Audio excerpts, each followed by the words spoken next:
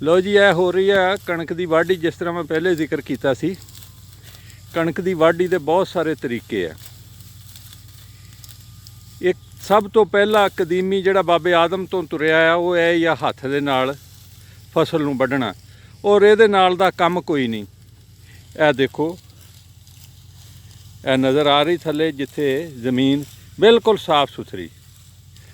ये कणक की जिहड़ी वाढ़ी आ हत्थ नाल, इहदे नाल कोई चीज़ ज़ाया नहीं हुंदी।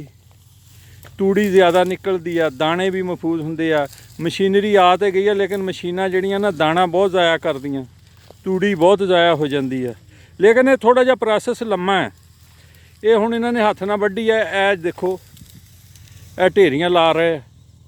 इहदे तो बाद फिर शाम नूं जां कल इन्हां दीयां भरियां बनणीਆਂ। ਉਹ ਸਾਹਮਣੇ ਨਾਲ ਹੀ ਜਿਹੜੀਆਂ ਕੱਲ੍ਹ ਦੀਆਂ ਬਜੀਆਂ ਉਹ ਭਰੀਆਂ ਨਜ਼ਰ ਆ ਰਹੀਆਂ।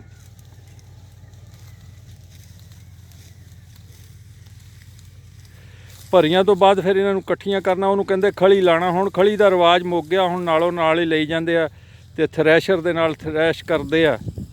ਉਹ ਤੂੜੀ ਅਲੱਗਾ ਕਰ ਦਿੰਦੀ ਆ, ਕਣਕ ਅਲੱਗਾ ਕਰ ਦਿੰਦੀ ਆ। ਇਹ ਕਣਕ ਦਾ ਜਿਹੜਾ ਪ੍ਰੋਸੈਸ ਹੈ ਜੀ ਏਡਾ ਸੌਖਾ ਨਹੀਂ। 6 ਮਹੀਨੇ ਦੀ ਫਸਲ ਆ। ਸਭ ਤੋਂ ਪਹਿਲੇ ਜ਼ਮੀਨ ਤਿਆਰ ਕਰਨੀ ਪੈਂਦੀ, ਬਾਹਣੀ ਪੈਂਦੀ, ਹੰਵਾਰ ਕਰਨੀ ਪੈਂਦੀ, ਉਹਦੇ 'ਚ ਢੇਰ ਮੱਲੜ ਪਾਉਣਾ ਪੈਂਦਾ, ਖਾਦਾਂ ਪਾਣੀਆਂ ਪੈਂਦੀਆਂ, ਬੀਜ ਰਲਾਉਣਾ ਪੈਂਦਾ, ਪਾਣੀ ਲਾਣੇ ਪੈਂਦੇ। ਸਿਆਲਾਂ ਦੇ ਵਿੱਚ ਸੱਪਾਂ ਦੀਆਂ ਸਿਰੀਆਂ, ਗਰਮੀਆਂ ਹੋਣ ਜਾਂ ਸਰਦੀਆਂ ਹੋਣ, ਉਹਨਾਂ ਦੇ ਉੱਤੋਂ ਰਾਤ ਹੋਵੇ ਦਿਨ ਹੋਵੇ, ਆਪਣੀ ਬਾਰੀ 'ਤੇ ਜ਼ਿਮੀਂਦਾਰ ਪਾਣੀ ਲਾਉਂਦਾ। ਉਹਦੇ ਤੋਂ ਬਾਅਦ ਇਹ ਪੱਕਦੀ ਹੈ, ਫਿਰ ਇਹਨੂੰ ਵੱਢਦਾ ਆ ਤੇ ਫਿਰ ਗਾਂਹਦਾ ਆ। ਫਿਰ ਇਹਦੀ ਮਰਹਲਾ ਆ ਜਾਂਦਾ ਜੀ ਮੰਡੀ ਦਾ। ਮੰਡੀ ਵਿੱਚ ਆੜਤੀ ਜਿਹੜਾ ਆ ਉਹ ਪੈਸੇ ਨਹੀਂ ਦਿੰਦਾ। ਗੌਰਮੈਂਟ ਜਿਹੜੀ ਆ ਐਤਕੀ, ਵੈਸੇ ਗੌਰਮੈਂਟ ਨੇ 2019 ਦੇ ਵਿੱਚ ਪਿਛਲੇ ਸਾਲਾਂ ਦੀ ਨਿਸਬਤ ਕਾਫੀ ਅੱਛਾ ਕੰਮ ਕੀਤਾ ਆ। ਮੋਬਾਈਲ 'ਤੇ ਮੈਸੇਜ ਆ ਰਹੇ ਆ, ਲੇਕਿਨ ਹਜੇ ਵੀ ਗੁੰਜਾਇਸ਼ ਦੀ ਬਹੁਤ ਜ਼ਰੂਰਤ ਹੈ ਜੀ। ਔਰ ਮੈਂ ਕਹਾਂਗਾ ਜਿਹੜੇ ਲੋਕ ਖੁਰਾਕ ਨੂੰ, ਰਿਜ਼ਕ ਨੂੰ ਜ਼ਾਇਆ ਕਰਦੇ, ਜ਼ਾਇਆ ਨਾ ਕਰੋ। ਇਹ ਬਹੁਤ ਔਖਾ ਬਣਦਾ ਹੈ। ਔਰ ਕੁਦਰਤ ਖੁਦਾ ਦੀ ਦੇਖੋ, ਸਿੱਟਿਆਂ ਦੇ ਵਿੱਚ ਇਹ ਸਿੱਟੇ ਨਜ਼ਰ ਆ ਰਹੇ ਆ। ਇਹਦੇ ਵਿੱਚ ਕਿਸ ਤਰ੍ਹਾਂ ਮਹਿਫੂਜ਼ ਕੀਤਾ ਹੈ ਅੱਲਾਹ ਤਾਲਾ ਨੇ ਦਾਣੇ ਨੂੰ।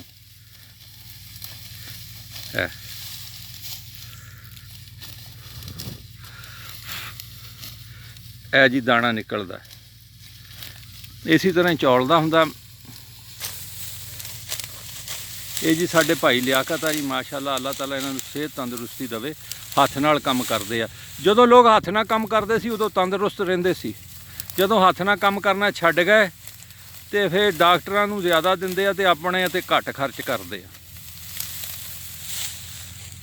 ਭਾ ਤੁਹਾਡੀ ਕਿੰਨੀ ਉਮਰ ਹੋ ਗਈ ਹੋਣੀ? ਉਮਰ ਬਾਈ ਮੇਰੀ ਹੋ ਗਈ 60 ਸਾਲ। ਹਾਂਜੀ ਭਾ ਦੀ ਮਾਸ਼ਾਅੱਲਾ ਜੀ 60 ਦੀ 60 ਸਾਲ ਹੈ ਉਮਰ। ਔਰ ਅਲਹਮਦੁਲਿਲਾ ਇਹ ਜਿਹੜਾ ਹੱਥ ਨਾਲ ਆਪਣਾ ਕੰਮ ਕਰਦੇ ਜੀ, ਉਸ ਵਜ੍ਹਾ ਤੋਂ ਤੁਰੇ ਫਿਰਦੇ। ਇੱਥੇ ਤਾਂ 60 ਸਾਲਾਂ ਵਾਲੇ ਜਿਹੜੇ ਆ ਉਹ ਉਹਨਾਂ ਦੇ ਉੱਤੇ ਵੱਡੇ ਵੱਡੇ ਢੇਰ ਬਣ ਗਏ। ਹੁਣ ਬਹੁਤ ਸਾਰਿਆਂ ਨਾਲ ਜਿਹੜੇ ਕੰਮ ਨਹੀਂ ਕਰਦੇ। ਮਸ਼ੱਕਤ ਕਰਨਾ ਬਹੁਤ ਜ਼ਰੂਰੀ ਹੈ।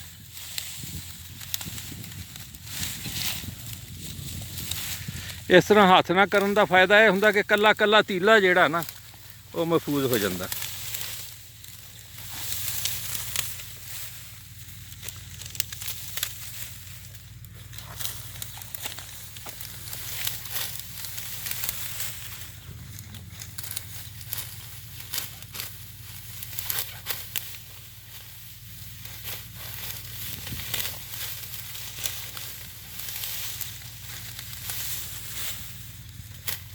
ਜੋ ਆਏ ਟ੍ਰੇਨ ਕਰਕੇ ਵੇਖੀਏ ਸੀ ਜੀ ਜੀ, ਤੁਸੀਂ ਲੈ ਲਿਓ ਸ਼ਾਮ ਨੂੰ। ਕੱਲ ਨੂੰ ਉਹਨਾਂ ਨਾਲ ਵੱਢ ਕੇ ਦੇਖੋ। ਅੱਜ ਵੇਖੀਏ ਨਜ਼ਾਰਾ ਜਾਂ ਆ ਜਾਏ, ਤੁਸੀਂ ਵੀ ਆ ਜਾਏ, ਇਹਨਾਂ ਦੇ ਚੱਕਰ ਇਹਨਾਂ ਕੋਲ। ਠੀਕ ਹੋ ਗਿਆ। ਹਾਂਜੀ।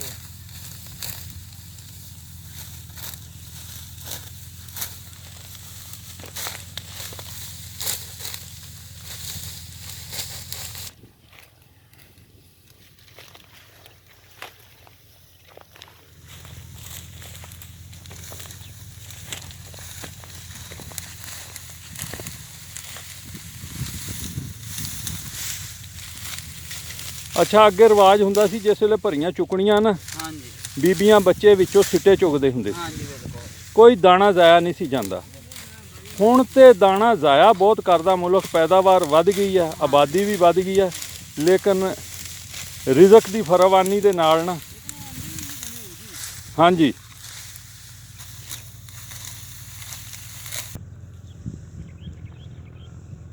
ਇਹ ਜਨਾਬ ਭਰੀਆਂ ਵਜੀਆਂ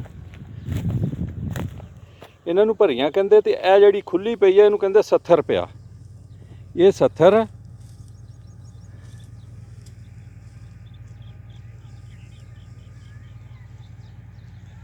ਇਹ ਹੈਗੀਆਂ ਭਰੀਆਂ ਜਾਂ ਪੂਲੀਆਂ